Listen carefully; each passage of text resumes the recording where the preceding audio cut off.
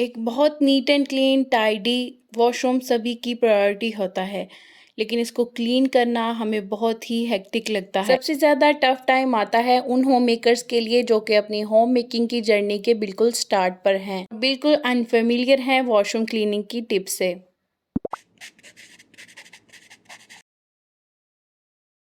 अस्सलाम वालेकुम, welcome back to Maryam's digital universe. I hope you are all fine. So आज की वीडियो में एक ऑर्गेनाइज्ड मेथड से बहुत ही लॉन्ग लास्टिंग वॉशरूम क्लीन कैसे रख सकते हैं हम, तो उसकी टिप्स मैं आपके साथ शेयर करूंगी।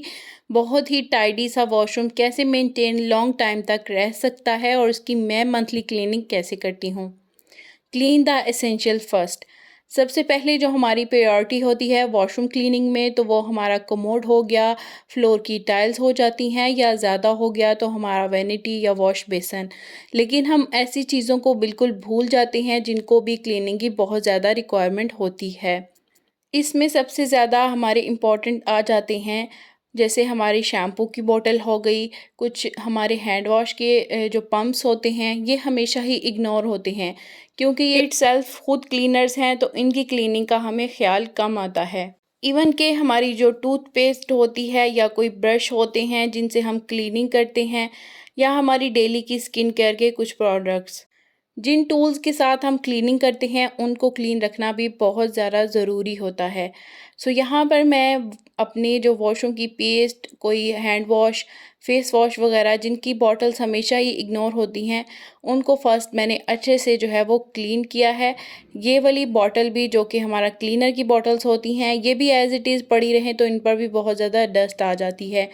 चूँकि ये हमारे वॉशरूम का हिस्सा हैं और इन पर डस्ट आना या इनका मेसी होना भी हमारे वॉशरूम को बहुत ज़्यादा इफ़ेक्ट करता है और हमारा वॉशरूम जो है बहुत जल्दी क्लटर लगने लगता है। मैं आज की वीडियो में आपके साथ इन दो वॉशरूम्स की क्लीनिंग के आइडियाज़ शेयर करूंगी कि मैं कैसे इनको मेंटेन रखती हूँ।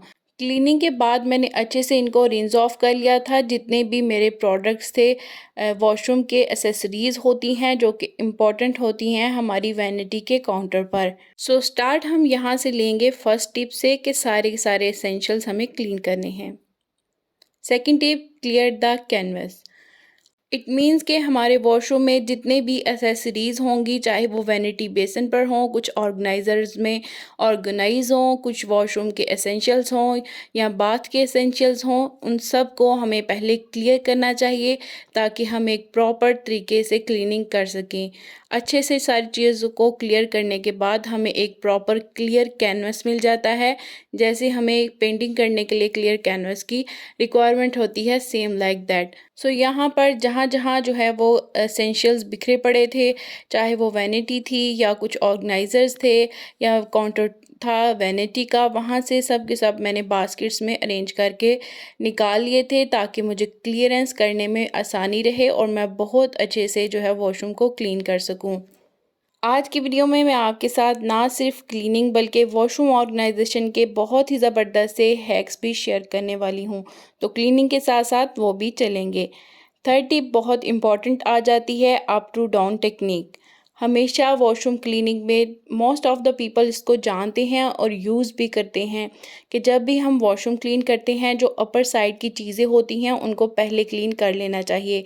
उसमें कोई भी हो सकती है, जैसे कि शॉवर आ जाता है या कुछ, इवन के हमारे मिरर्स जो होते हैं या वॉल की टाइल्स हैं, अगर या वॉल को वैसे आपने डस्ट ऑफ करना है, क्योंकि सारा मेस जो है वो बाद में जो है वो ज़मीन की तरफ आता है, तो हमें पहले अपर पार्ट की क्लीनिंग कर लेनी चाहिए। Tip number 4, prefer to apply time taking cleansers first. यहाँ पर मैं आपके साथ एक DIY भी शेयर करने वाली। सो जिन भी चीज़ों पर जो है वो पहले रिक्वायरमेंट होती है क्लीनर लगा कर रखने की, तो उस पर मैं लगा कर रख लेती हूँ ताकि बाकी क्लीनिंग करते हुए उनको प्रॉपर टाइम मिल सके। यहाँ पर मैं बना रही हूँ एक DIY जो कि टैप्स की क्लीनिंग के लिए, जो कि स्टेनलेस स्टील की बनी होती हैं, बहुत ही ज़बरदस्त है। इसमें मैंने डाला है थोड़ा सा बेकिंग पाउडर, एक लेमन का जूस जो है वो प्रॉपर मैंने इसमें से स्क्वीज़ कर लिया था, साथ में मैंने ऐड किया है थोड़ा सा विनीगर। और यही सेम प्रोसेस मैंने आपके साथ शेयर किया था किचन क्लीनिंग के हैक्स में, और अगर आपने वो वीडियो नहीं देखी तो आप देख लें। सेम प्रोसेस है, बस इसमें बेकिंग पाउडर ऐड किया है। तो लगा कर मैं रख दूँगी। Clean the glass material things. So यहाँ पर जो है टिप नंबर 5 आ जाती है, अपर पार्ट की क्लीनिंग में अप टू डाउन टेक्निक में हमारे पास जो टिप है वो 5 है। इसमें हम क्या करेंगे कि हम ऊपर की चीज़ें जैसे कि हमारे विंडो हो गई, मिरर हो गया, इसको हम अच्छे से किसी भी ग्लास क्लीनर के साथ बहुत बेस्ट तरीके से क्लीन कर लेंगे, ताकि अगर कुछ भी वहाँ से डस्ट वगैरह स्पिल ऑफ हो तो फ्लोर की तरफ आए। और फ्लोर की क्लीनिंग हम जो है वो लास्ट में करेंगे। हमारे पास कुछ क्लीनर्स जो होते हैं वो टाइम टेकिंग होते हैं। फर्स्ट मैंने कमोड पर भी जो है वो क्लीनर लगा दिया था और उसके बाद टैब्स पर मैंने डीआईवाई लगा दिया था।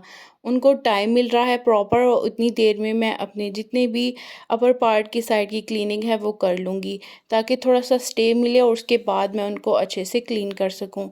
तो यहाँ पर ये मेरे पास ऑर्गेनाइज़र है, इसकी भी मैं क्लीनिंग कर रही हूँ।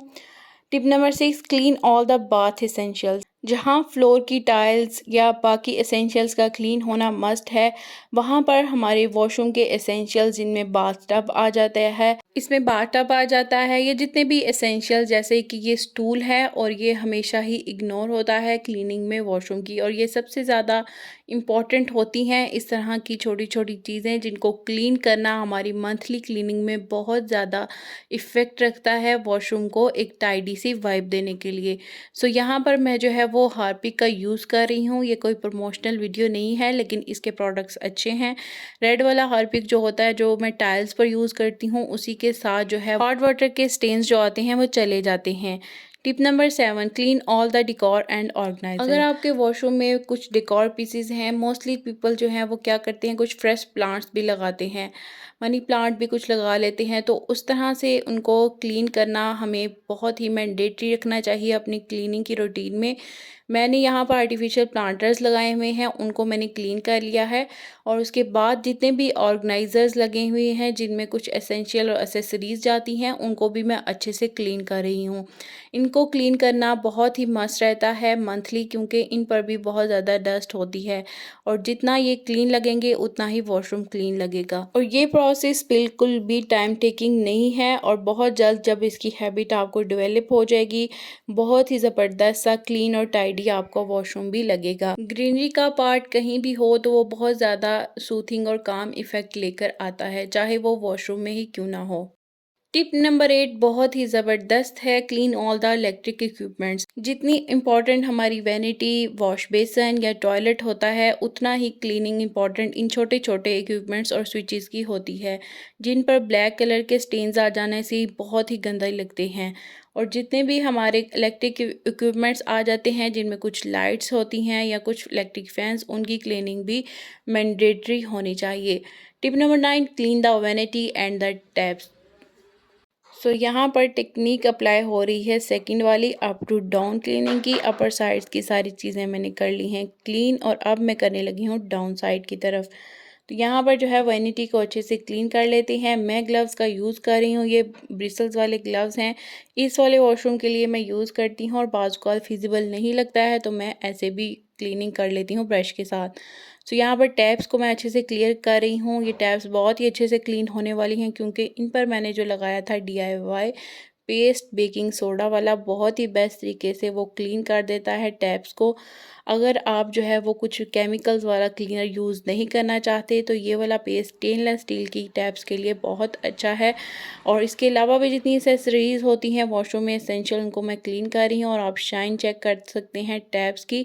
और जितने भी हॉट वाटर के स्टेन्स होते हैं बहुत अच्छे से क्लियर हो जाते हैं। अक्सर बाज़ जगह पर होता है हॉट वाटर, उसके बहुत ही बुरे से स्टेन्स आ जाते हैं मिरर वगैरह पर भी। टैप्स को भी क्लियर करना बहुत ही ईजी है इस टिप के साथ। टिप नंबर 10 हमारे पास आ जाती है, clean the floor toilet at last and dry of. सबसे लास्ट पे फ्लोर की क्लीनिंग करेंगे, टॉयलेट की क्लीनिंग करेंगे, ताकि बाकी जो है वो हमारी क्लीनिंग डिस्टर्ब ना हो, और इसके बाद वाइप आउट करके ड्राई ऑफ कर देंगे।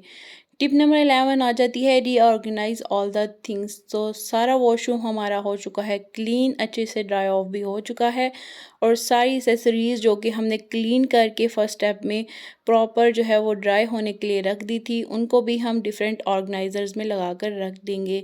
यहाँ पर लॉन्ड्री के एसेंशियल्स भी रहते हैं, ये क्लिप्स आ जाते हैं, और कुछ मैंने क्लीनिंग एसेंशियल्स यहाँ पर बास्केट में ऑर्गेनाइज करके रख दिए हैं। सबसे लास्ट और सबसे important, maintaining a good fragrance. हमेशा वॉशरूम को क्लीन करने के बाद कुछ हमेशा ऐसी चीज़ें रखें जिससे बहुत अच्छी सी फ्रेगनेंस हमारे वॉशरूम से आ सके। ये कोई स्प्रे भी हो सकता है या कुछ इस टाइप की चीज़ें हों जो आपको मेरे टाल स्टैंड के साथ लगी हुई नज़र आ रही होंगी।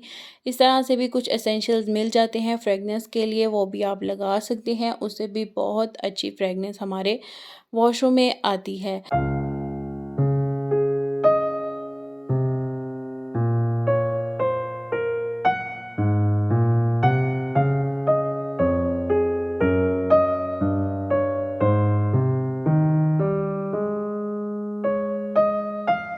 वीडियो अच्छी लगी है तो लाइक ज़रूर करना है, चैनल को कर देना है subscribe. Thanks for watching. Stay connected, stay happy. अल्लाह हाफिज़।